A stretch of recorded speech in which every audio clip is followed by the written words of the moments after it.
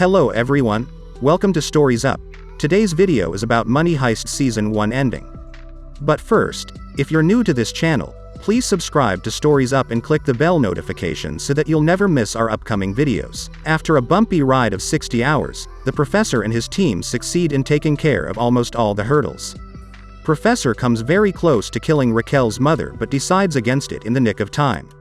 To his good luck, the old lady forgets about it within seconds, which leads him to the realization that she has memory loss problem and has already forgotten about the call and its contents. With that taken care of, he becomes more relaxed. Meanwhile, things seem to settle down at the bank as well. After the daring escape of some of the hostages, the team recovers not just from the loss of a good part of their leverage, but also from the loss of Oslo. In their attempt to escape, one of the hostages hits him with a pipe. Further, he loses a lot of blood which renders him brain dead.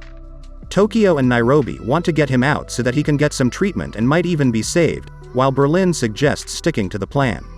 After a heated moment, Helsinki interrupts and says that Oslo would rather die than be sent to jail.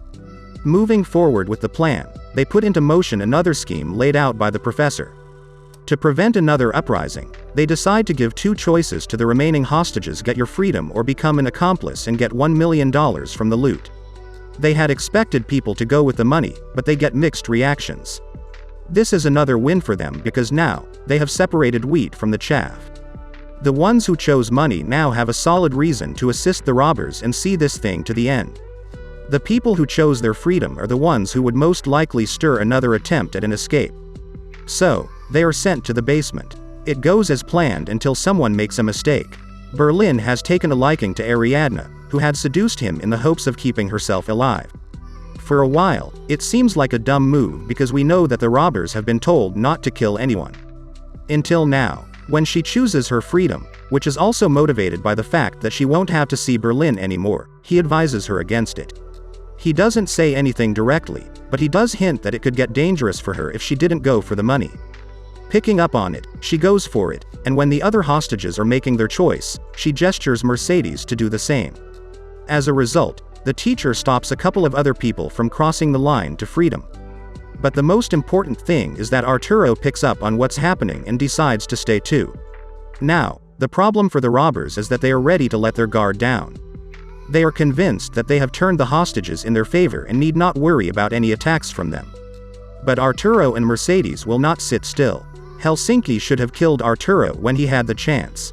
While the foundation of one problem is set, the Professor bears witness to a huge blunder. In a moment of clarity, Raquel realizes that the robbers would have set base somewhere to plan out the whole thing. Since all of them know how to use guns, they must have had some practice.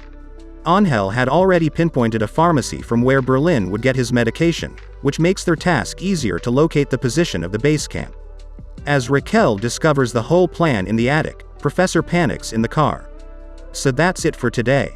If you've enjoyed the video, smash that like button and don't forget to subscribe. Thanks for watching. See you in the next video.